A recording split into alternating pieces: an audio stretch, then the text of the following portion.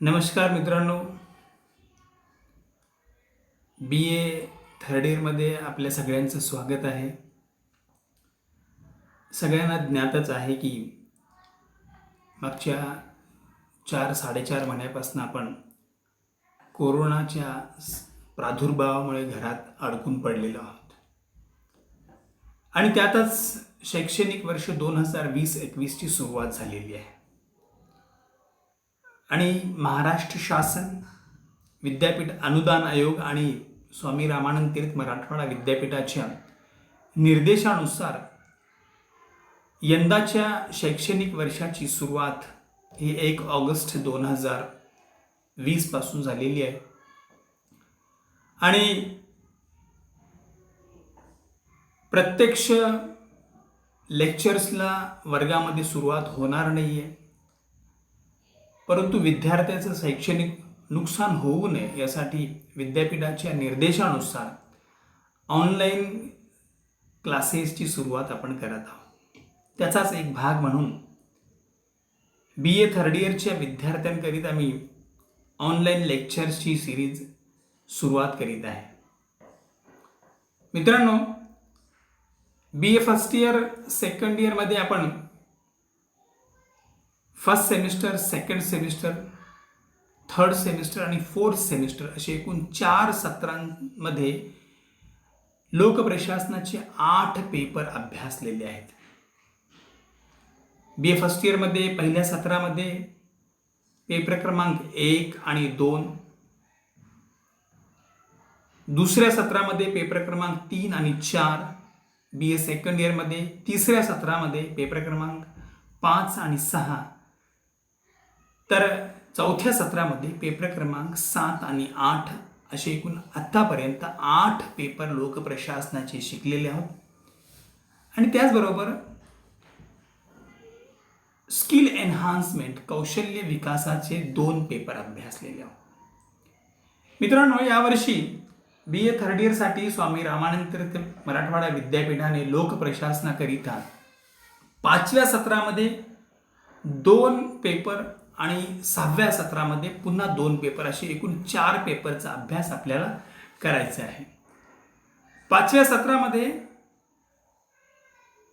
Paper क्रमांक 9 जो आहे तो ॲडमिनिस्ट्रेटिव्ह थिंकर्स, त्याला एक किंवाचा पेपर आहे, ऑरचा पेपर आहे, फायनान्शियल ॲडमिनिस्ट्रेशन, आणि पेपर क्रमांक 10 साठी आहे rural local government in Maharashtra, अर्थात महाराष्ट्रातील ग्रामीण स्थानिक स्वराज्य संस्था.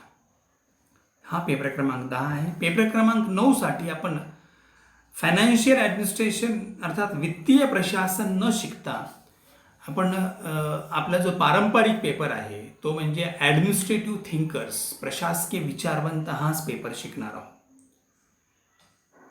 त्याचबरोबर याही वर्षी स्किल एन्हान्समेंट कोर्सचा 5व्या सत्रामध्ये 1 पेपर आणि 6व्या सत्रामध्ये 1 पेपर असे 2 पेपर आहेत. 5व्या सत्रामध्ये डिझास्टर मॅनेजमेंट अर्थात आपत्ती व्यवस्थापन हा पेपर आहे. मित्रांनो, मी पेपर क्रमांक 9 प्रशासकीय विचारवंत हा पेपर तुम्हाला शिकवणार आहे. यासाठी विद्यापीठाने एकूण 55 तास नेमून दिलेले आहेत. मूल्यांकनाची जी पद्धत आहे ती 2 पातळीवर होणार आहे. एक कंटिन्युअस असेसमेंट, सातत्यपूर्ण मूल्यांकन, आणि एक एंड सेमिस्टर एक्झाम होणार आहे. कंटिन्युअस असेसमेंट अर्थात अंतर्गत मूल्यमापन हे 35 मार्काचं आहे. त्या 35 मार्काची विभागणी 2 टप्प्यामध्ये आहे. 15 मार्काच्या 2 टेस्ट आहेत आणि 5 मार्काचं सेमिस्टर आहे. तर एंड सेमिस्टर एक्झाम ही 40 मार्काची आहे. त्यासाठी एकूण 4 प्रश्न आहेत. त्यापैकी 3 प्रश्न क्रमांक 1, प्रश्न क्रमांक 2 आणि प्रश्न क्रमांक 3 असे एकूण 3 प्रश्न हे डिस्क्रिप्टिव्ह क्वेश्चन्स आहेत आणि प्रत्येक प्रश्नाला 10 मार्क आहे. तर प्रश्न क्रमांक जो 4 आहे तो शॉर्ट नोट्स, थोडक्यात टिपा लिहिण्याचा प्रश्न आहे. त्यापैकी एकूण तुम्हाला 4 टिपा दिलेल्या असतील. त्या 4 पैकी तुम्ही आपल्या निवडीनुसार 2 टिपा निवडायचे. प्रत्येकी 5-5 मार्काची एक टीप आहे. अशा पद्धतीने चौथ्याही प्रश्नाला 10 मार्क आहेत आणि असे एकूण 40 मार्काची ही प्रश्नपत्रिका असेल. 2 तासामध्ये याला सॉल्व्ह करायचे. मित्रांनो, आज आपण प्रत्यक्ष अभ्यासक्रम सुरुवात करणार आहोत. अभ्यासक्रमाची माहिती घेणार आहोत. ही माहिती मी पेपर क्रमांक 9 ॲडमिनिस्ट्रेटिव्ह थिंकरची देणार आहे. प्रशासकीय विचारवंत. अभ्यासक्रमाची मांडणी ही टप्प्याटप्प्याने होत असते. BA फर्स्ट इयरला आपण लोकप्रशासनाची ओळख, लोकप्रशासनाचे तत्व आणि प्रशासकीय संघटनांचे तत्वे अभ्यासले. BA सेकंड इयरमध्ये आपण कर्मचारी प्रशासन आणि कार्यालय प्रशासन अभ्यासलं. आता आपण BA थर्ड इयरमध्ये ॲडमिनिस्ट्रेटिव्ह थिंकर अर्थात प्रशासकीय विचारवंत हा पेपर अभ्यासणार आहोत. या पेपरमध्ये विद्यापीठाने एकूण 5 युनिट ठेवलेले आहेत. 5 प्रकरणं आहेत. त्यापैकी पहिला प्रकरण आहे कौटिल्य. हा भारतीय विचारवंत आहे. प्राचीन भारतामध्ये कौटिल्याचे खूप योगदान राहिलेले आहे. भारतीय राज्यशास्त्र असेल, भारतीय अर्थशास्त्र असेल किंवा भारतीय प्रशासन व्यवस्था असेल, यामध्ये कौटिल्याचे स्थान हे अधोरेखित आहे.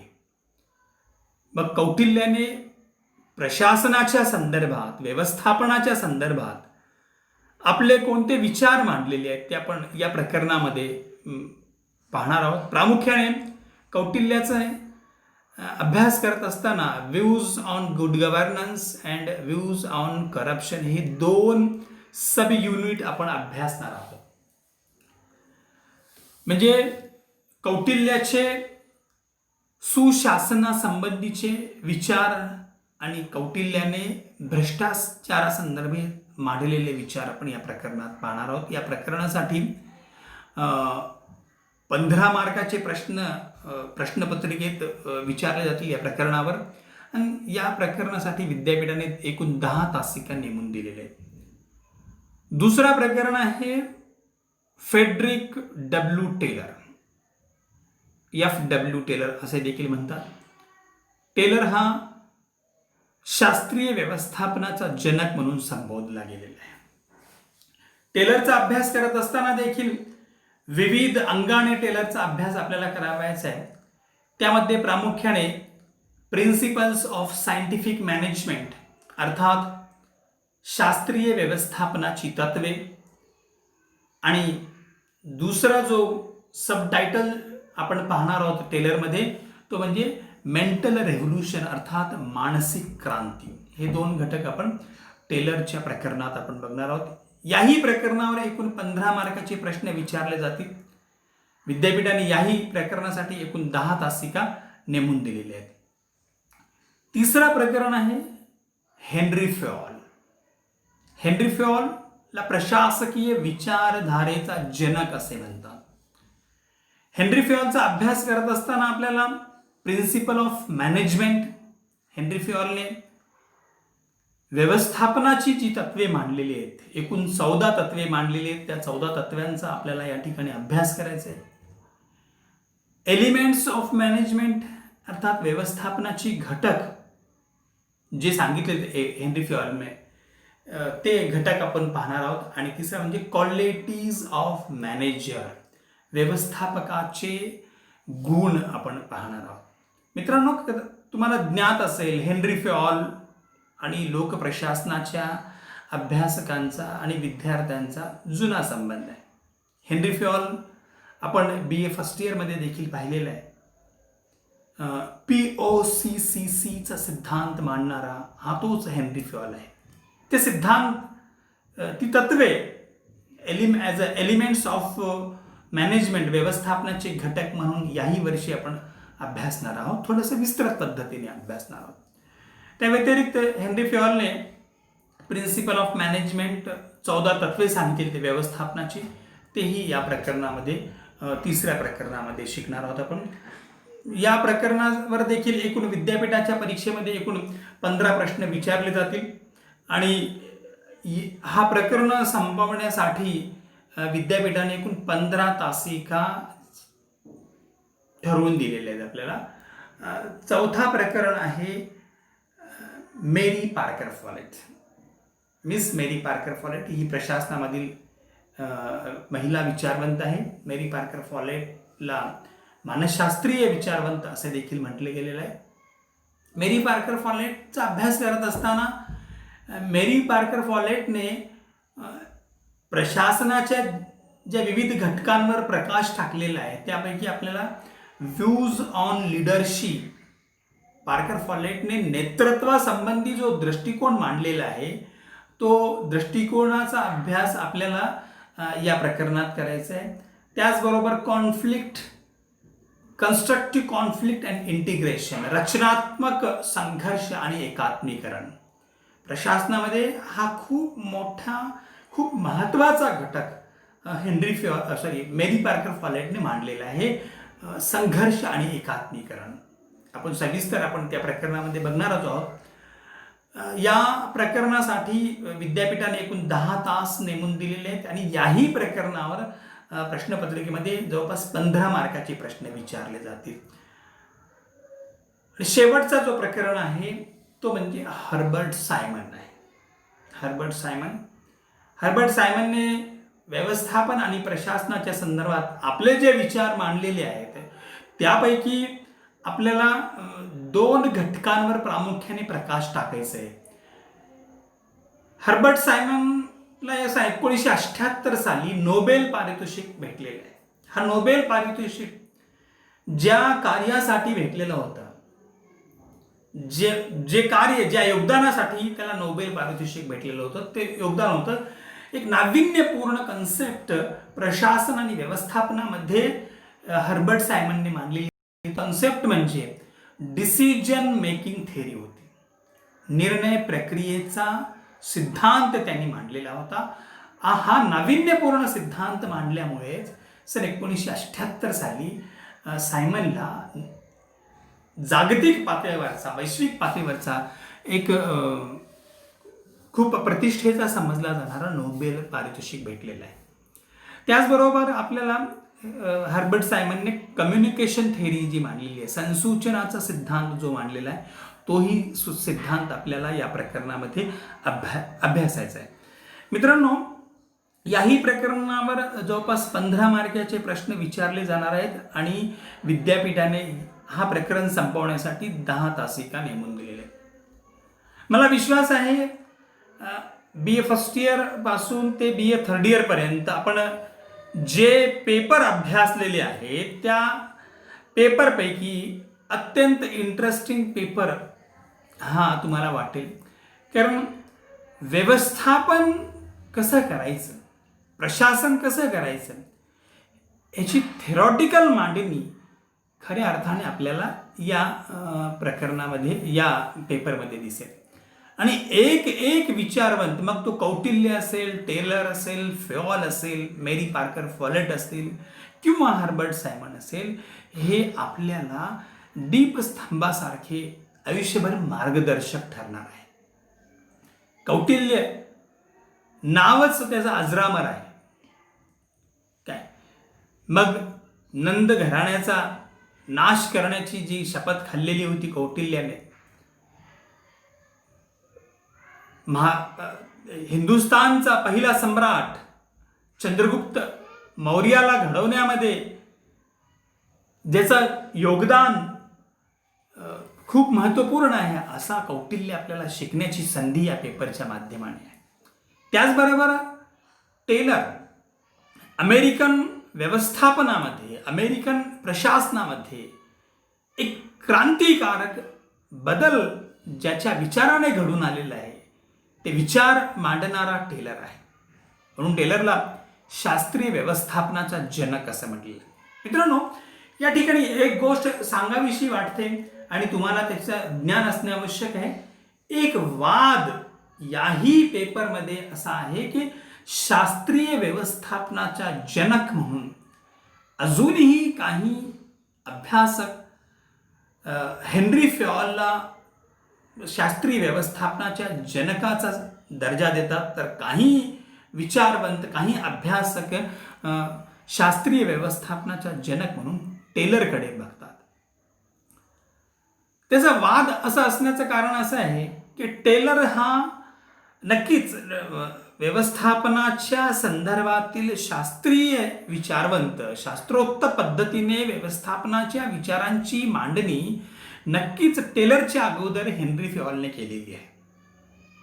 असं असताना टेलरला शास्त्रीय व्यवस्थापनाच्या जनकाचा दर्जा का मिळावा? त्याच्यामध्ये एक लॉजिक आहे. टेलर हा अमेरिकन विचारवंत आहे आणि अमेरिकेची जी राष्ट्रभाषा आहे ती इंग्रजी आहे आणि इंग्रजी वैश्विक भाषा आहे. जागतिक पातळीवर प्रत्येक देशामध्ये इंग्रजी बोलली जाते. आणि हेनरी फयोल जो विचारवंत आहे हा फ्रेंच विचारवंत आहे आणि साहजिकच हेनरी फयोलने जे विचार मांडलेले आहेत ते विचार फ्रेंच भाषेतून मांडलेले आहेत. म्हणून हेनरी फयोलने जे विचार मांडलेले आहेत ते विचार जगासमोर येण्यासाठी खूप वेळ लागलेला आहे.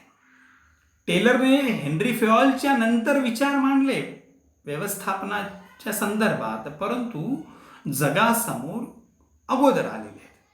म्हणून जगाला शास्त्रोक्त पद्धतीने व्यवस्थापनाची मांडणी टेलरची अगोदर जगासमोर आलेली आहे. म्हणून आज सर्व मान्यता आहे की टेलर हाच शास्त्रीय व्यवस्थापनाचा जनक आहे. परंतु हेनरी फयोलवर देखील अन्याय झालेला नाहीये, तर हेनरी फयोलला व्यवस्थापन विचारधारेचा जनक म्हणून संबोधलं गेलेलं आहे. तर चौथ्या प्रकरणामध्ये हे मिस मेरी पार्कर फॉलेटचा आपण अभ्यास करणार आहोत. मेरी पार्कर फॉलेटला मानसशास्त्रीय विचारवंत असे म्हटलं जाते. फॉलेटने नेतृत्वाचा सिद्धांत मांडला की नेतृत्व कशा पद्धतीने विकसित होतो. कारण प्रशासन असो, शासन व्यवस्था असो किंवा प्रशासन व्यवस्था असो, लीडरशिपला, नेतृत्वाला खूप महत्त्वाचं स्थान आहे. एखाद्या टीमचा कॅप्टन जर दर्जेदार असेल, सर्व गुण संपन्न असेल, ती टीम यशोशिखर गाठण्यासाठी त्या टीमला विलंब लागणार नाही. अगदी त्याच पद्धतीने एखादी संघटना असेल, एखादी व्यवस्था असेल, एखादा कारखाना असेल, त्याचा चालक, त्याचा लीडर कसा असावा या संदर्भात, लीडरचे कोणते गुण आहेत, लीडरचे कोणते कार्य आहेत, लीडरशिप कुठे विकसित होते, या अनुषंगाने विचार मिस मेरी पार्कर फॉलेटने मांडलेले आहेत. त्याचबरोबर एक नवीन विचार त्यांनी मांडला, तो म्हणजे संघर्ष आणि एकात्मीकरणाचा. संघर्ष ही माणसाची मूलभूत वृत्ती आहे. संघर्ष कुठेही उत्पन्न होतो. संघर्ष कुटुंबामध्ये उत्पन्न होतो, संघर्ष व्यापारामध्ये उत्पन्न होतो. ज्या ठिकाणी 2 किंवा त्यापेक्षा अधिक लोक एकत्रित येऊन काम करतात त्या ठिकाणी अनेक वेळेस शास्त्रीय आणि अशास्त्रीय कारणावरून संघर्ष उत्पन्न होत असतो. परंतु निर्माण झालेला संघर्ष हा तत्काळ थांबवणे आवश्यक आहे. जर तो संघर्ष मिटला नाही तर सिस्टीम कोलॅप्स होऊ शकते. अगदी फॉलेट म्हणते की पत्त्याच्या बंगल्याप्रमाणे ती संघटना कोलॅप्स होऊन जाईल जर संघर्ष कंटिन्युअस असेल. फॉलेट म्हणते की संघर्ष नक्कीच आवश्यक आहे. जगामध्ये मानवी जीवनाच्या इतिहासामध्ये जे काही उत्क्रांती, जे काही क्रांती घडलेली आहे, ती क्रांती आणि उत्क्रांती संघर्षामुळेच घडलेली आहे. मित्रांनो, आपल्याला माहित असेल की मानवी जीवनाच्या विकासाचे अनेक टप्पे आहेत. अगदी अनेक युगापासून मानवी जीवनाचा विकास चालू आहे. आज आपण संगणकीय युगामध्ये जगतोय. यापूर्वी माणूस हा जंगली अवस्थेमध्ये होता. मग तो पाषाण युग असेल, अनेक सतयुग, द्वापर युग, असे अनेक युग येऊन गेले.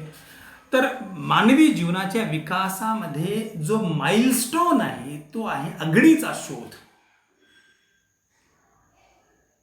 सांगा भाऊ, या अग्नीचा शोध कसा लागला?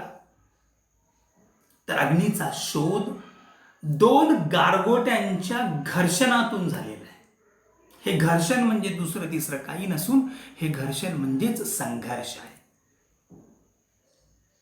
फॉलेट म्हणते संघर्षाकडे नेहमी नकारात्मक दृष्टिकोनातून बघू नका. संघर्ष नेहमीच वाईट नसतो.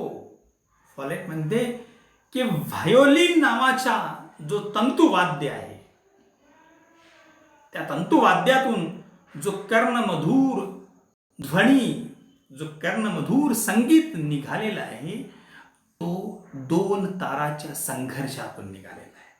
म्हणून संघर्ष नेहमीच वाईट नसतो. संघर्ष या संकल्पनेकडे नेहमी नकारात्मक दृष्टिकोनातून बघण्याची काहीच गरज नाहीये. तर संघर्षातून बऱ्याच गोष्टी चांगले उत्पन्न होतात. परंतु निर्माण झालेला संघर्ष हा तत्काळ कुठेतरी स्टॉप झाला पाहिजे. अग्नी ऊर्जेचं प्रतीक आहे, अग्नी प्रगतीचं प्रतीक आहे, परंतु ती अग्नी लिमिटेड असली पाहिजे. अनलिमिटेड अग्नी झाली तर ती संसाराला उद्ध्वस्त देखील करू शकते. ज्या अर्थी अग्नी संघर्षातून निर्माण झालेली अग्नी हे ऊर्जेचं प्रतीक आहे, विकासाचा प्रतीक आहे, प्रगतीचं प्रतीक आहे. म्हणून आपण कोणत्याही कार्यक्रमाची सुरुवात कुठून करतो? आपण दीप प्रज्वलित करून करत असतो. मंदिरात जाऊन आपण 2 काय लावतो? उदबत्ती लावतो आपण. अग्नीचं प्रतीक आहे उदबत्ती. चर्चमध्ये गेल्यानंतर आपण काय करतो? मेणबत्ती लावतो. म्हणजे शुभ मानलं गेलेलं आहे अग्नीला दिवा लावणे वगैरे वगैरे. परंतु तो लिमिटेड, ठीक आहे. अनलिमिटेड म्हणजे अनलिमिटेड झालं तर काय होईल? अग्नी राख रांगोळी करू शकते. म्हणजे थोडक्यात सांगायचं म्हणजे संघर्ष योग्य आहे, तो संघर्ष लिमिटेड असला पाहिजे. निर्माण झालेला संघर्ष तत्काळ थांबवणे आवश्यक आहे. त्यासाठी त्यांनी इंटिग्रेशनचं म्हणजे एकात्मीकरणाचा पर्याय सुचवलेला आहे. आपण त्या प्रकरणामध्ये आपण पाहणार आहोत. आणि शेवटच्या प्रकरणामध्ये हर्बर्ट सायमनने निर्णय प्रक्रियेचा सिद्धांत मांडलेला आहे. निर्णय अगदी व्यवस्थापनामध्ये नियोजनाचं जेवढं स्थान आहे, तेवढंच किंबहुना त्यापेक्षा श्रेष्ठ स्थान निर्णयाचं आहे. तुमचं यश आणि अपयश तुम्ही घेतलेल्या निर्णयावर अवलंबून आहे. कोणता निर्णय कधी घ्यायचा? काही निर्णय घेण्याला खूप तत्परता दाखवणे आवश्यक आहे, तर काही निर्णय हे प्रसंगावधानाने, काही निर्णय खूप विचारपूर्वक घेणे आवश्यक आहे. कारण एक चुकीचा निर्णय तुम्हाला खूप दूरगामी परिणाम घडून आणू शकतो तुमच्या आयुष्यामध्ये, आणि एक योग्य निर्णय तुमच्या आयुष्याला कलाटणी देखील देऊ शकतो. म्हणून निर्णय अगदी प्रशासनामध्ये एखादा निर्णय चुकीचा ठरला, प्रशासनामध्ये देखील, कारण प्रशासन करणारे माणसं ही जिवंत तुमच्या आमच्यासारखीच माणसं आहेत, ते देखील चुकतात, परंतु ती चूक माफ नाहीये. म्हणून प्रशासकाने निर्णय घेत असताना खूप तारतम्य बाळगणे आवश्यक आहे. निर्णय घेणे ही कला मानली गेलेली आहे. मग निर्णय प्रक्रिया, एखाद्या विषयावर निर्णय घेत असताना कशा पद्धतीने घ्यावा लागतो, त्याचे काही टप्पे वगैरे असतात. ते टप्पे हर्बर्ट सायमनने या प्रकरणामध्ये सुचवलेले आहेत. आणि त्याच पद्धतीने हर्बर्ट सायमन संसूचनाची प्रक्रिया सांगितलेली आहे, त्याची थेरी मांडलेली आहे. अर्थात संसूचन म्हणजेच संदेशवहन, कम्युनिकेशन. प्रशासनामध्ये कम्युनिकेशनाची प्रक्रिया, संदेशवहनाची प्रक्रिया खूप महत्त्वाची आहे. मग संदेशवहन चे स्तर आहेत, संदेशवहनाचे प्रकार आहेत, या सर्व बाबी आपण या प्रकरणामध्ये शिकणार आहोत. अशा पद्धतीने एकूण 5 प्रकरणांचा अभ्यास प्रशासकीय विचारवंत या मथळ्याखाली असलेल्या पेपरमध्ये आपण शिकणार आहोत. तर आजच्या या लेक्चर सिरीजमध्ये आपण केवळ इथंच थांबून अभ्यासक्रम तुमच्या लक्षात आलेला असेल. व्हिडिओ चालू असताना तुम्ही स्क्रीनशॉट घेऊन पूर्ण अभ्यासक्रम लिहून घेऊ शकता मित्रांनो. ओके, आज आपण याच ठिकाणी थांबू. थँक्यू.